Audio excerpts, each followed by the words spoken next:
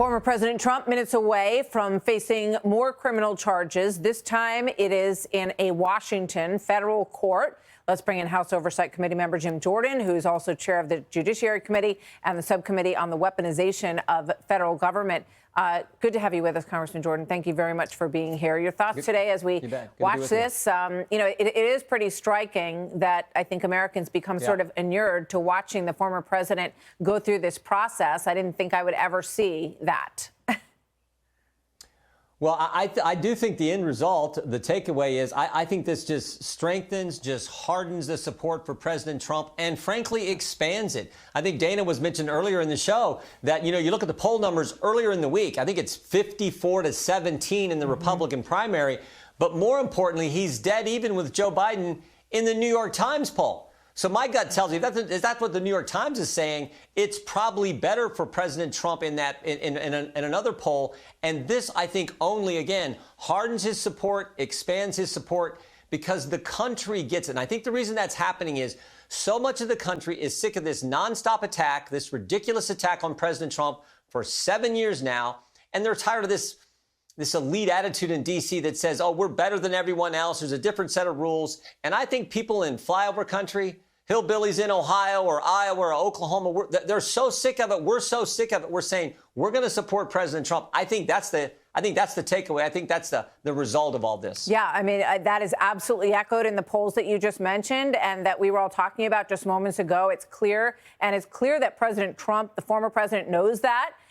He said in his Truth Social post just a short time ago, basically, I'm doing this for you. I don't mind doing this. It's an honor or something like that because I'm doing this for you. It's fascinating to watch this play out, and especially so in the wake of what we're seeing on the other side of the aisle with this Hunter Biden investigation. I just want to put this up while we're waiting for this arrival, and I'll cut out of this if we see that arrival, guys. Sure. This is pretty interesting. This is a letter that Joe Biden wrote to Devon Archer in 2011. He was, I guess, they were just starting out in this business, trying to put together a business that dealt with government regulatory measures and making that into a private equity fund and, all sort of under the auspices of the support that they would get from Washington at that time and ostensibly the vice president. Dear Devon, he says, I apologize for not getting a chance to talk to you at the luncheon yesterday. I was having trouble getting away from hosting President Hu, the president of China, by the way. I hope I get a chance to see you again with Hunter. I hope you enjoyed lunch. Thanks for coming. And then he signs it. And then a little P.S. He says, happy you guys are together. What do you make of this letter and his contention that he doesn't have any connection to his son or Devon Archer in these businesses that they were running? Just one more piece of evidence that he did have connections. And remember, 2.5 years ago, we had a former business partner, Mr. Bobolinsky, say that the email from the laptop we now know was real. The FBI knew was real at the time. The email, it says 10% for the big guy. He says the big guy is Joe Biden. We have the piece of evidence you just talked about there, this note from 2011. We have the WhatsApp message we now know because of the whistleblowers that came forward where Hunter Biden sitting beside his dad say, send the money or else my dad who's sitting beside me is going to do something. Then we have the 1023 form, which says, the confidential human source who'd been trusted by the FBI, talking with foreign nationals, sending money to the Bidens for certain political outcomes, certain policy preferences it talks about. And then we have Devon Archer's testimony, where he said the value Hunter Biden brought to the business was the Biden brand, and the Biden brand is Joe Biden. And we have the meeting in Dubai where the two people from Burisma are meeting with Hunter Biden and Devon Archer, and they say, we need the government to step in, the United States government to step in, because we're under so much pressure. You know what? So I want to put one more thing. All that begins to pile up. Yeah, it does. And I'd love to put another piece of this puzzle in here, if I may, sir. This I find fascinating. This is from the transcript of Devon Archer's testimony at Oversight. And I think a lot of people saw Congressman Dan Goldman come out and say, you know what? They were talking about the weather when Joe Biden was on this speakerphone. This is nothing. They checked in all the time. They're just a particularly close family. But when you really look at what was said here, it's quite interesting. Representative Goldman says Hunter Biden never asked his father to take official actions on behalf of his business partners. Question. Archer, he did not. He did not ask him. To my knowledge, I never saw him do anything for a particular business. Goldman, and you're not aware of Joe Biden ever doing anything to help his son's business partners? Question.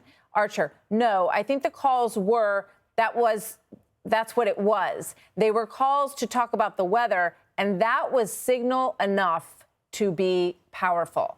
Right. He left out that last part when he was in front of the cameras, Congressman.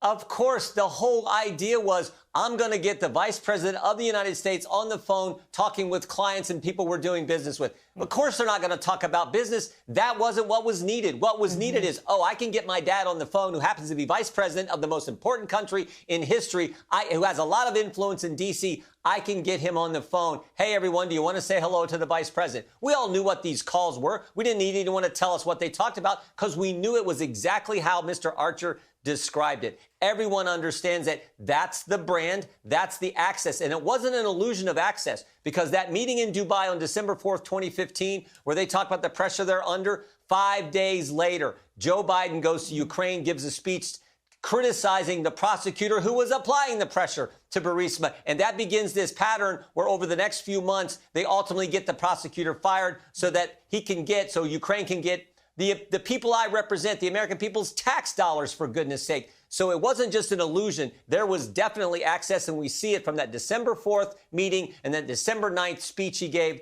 vice president gave in Ukraine. So let me ask you this, because this has all been coming out of the House Oversight Committee. Does the FBI and the DOJ have all of this same information? And if so, why hasn't it been further investigated? And I always go back to Tony Bobulinski giving his laptop and his phone to the FBI and then saying, they never called me. They never asked me. So has there ever been an actual investigation into this? If so, not why? And if there isn't, what is your avenue, and where do you stand on this impeachment question, which has been raised by some of your colleagues? Well, I think they have the information. That's why they structured the agreement the way they did. Understand that agreement that the judge said time out on, and God bless her for doing so, that agreement they tried to get through on Hunter Biden's plea, the concerns there were they left out the 2014, 2015 years, what I was just talking about, because those are the years that deal with Burisma and the money they're getting there. Those were conveniently left out. They didn't press the charges there. And Mr. Shapley and Mr. Ziegler said they should have. There was strong agreement in doing that until all of a sudden they have this meeting and they decide, wait a minute. We're not going to go that route. We don't have special counsel status. We don't have what David Weiss originally said he did. That, I think, is why they did have this information, and they structured the agreement to make sure it wasn't part of the agreement, and they wouldn't bring those charges against Hunter Biden. I think that's what's hard for people, and I do think that it cuts across lines when people just say, hey, it doesn't pass the smell test, right? When you've got one situation where all the evidence kind of seems to disappear or get put on the back burner or get ignored, and then this really soft plea deal comes forward. Okay, we're going to be done with that one. On the other side of the screen, literally right now, you have the situation where this very fast pace to go through all of these indictments for the former president and to make sure that those trials are happening boom, boom, boom. How are people to perceive that? No, I think you said this earlier, Martha, and I agree with you because I heard Andy McCarthy say this. The political overlay to all this, you see that happening. The simple selection of Jack Smith. Remember, Jack Smith is the guy who was trying to prosecute the very people who were being targeted by the Obama IRS back during the Lois Lerner thing a decade ago. So the selection of that guy shows the political nature of this. And then as you pointed out, as Andy pointed out, this just one after the other, and the pace they're trying to do it, the way they didn't have anyone else indicted in this indictment, and it's designed to get to court as quick as they can because it's about politics. It's about stopping President Trump, who went to the White House and did what he told the American people he was going to do. And that's why this bond is so strong between his voters and the president, because they truly believe, and they believe it because it's true, when the president says they're coming after me because I'm fighting for you, they know it. They know it, and today will just reinforce that, strengthen that, and I think expand it. Well, I think everybody would like to see a justice situation that you can have faith and confidence in, and where the people who are running investigations don't have political leanings. They tell us that all the time, but then when you watch how these things play out, people are smart. They get it. They see that the treatment feels very different, and I do think that's why you're seeing this surge for the former president. It's a fascinating situation as people are lined up out here, and we'll see where all this goes. As the Wall Street Journal said this week, difficult and dangerous months ahead as we watch this play out. These overlapping court courtroom situations and a presidential campaign on top of each other. Last thought on that, sir. Well, it's been my experience when people have to tell you they're doing something, they typically aren't. So that every time we hear them say, oh, it's about equal application of the law, that's what we're doing, we're not biased, it's about enforcing the law. Baloney. It's about politics. You don't have to tell people if you're just doing it the right way, if you're actually equally applying the laws across the board. Yeah. But when you have to tell us, in my experience, people have to tell you, oh, I'm the hardest worker in the world. Oh, really? Why don't you just work hard instead of tell me about it? Right. You see it all the time in life, and that's what we're getting from this administration. I think a lot of good Americans across the board on both sides, they want justice. If someone commits a crime, they want to see them do the time or do the punishment for that crime, and they want to see things be even-handed across the board. They want to see accountability. Jim Jordan, as always, thank you very much, Congressman. Great to have you here. Thank you. I'm Steve Doocy. I'm Brian Kilmeade. And I'm Ainsley Earhart. And click here to subscribe to the Fox News YouTube page to catch our hottest interviews and most compelling analysis.